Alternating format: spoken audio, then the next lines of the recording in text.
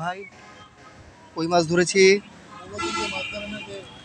দেখে রাখো। আজকের কই মাছ সবচেয়ে বড় কই মাছ, অনেক বড় কই মাছ একটা। হয়তো আমার হাতে ছোট দেখা যাইতেছে, আমার হাত বড়, তো অনেক বড় কই মাছ।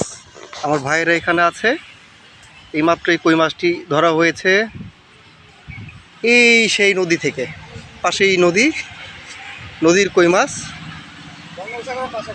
বঙ্গোপসাগরের পাশেই নদী। নদীটা পুরা চারপাশে একবারে ওয়াল দিয়ে বেষ্টিত।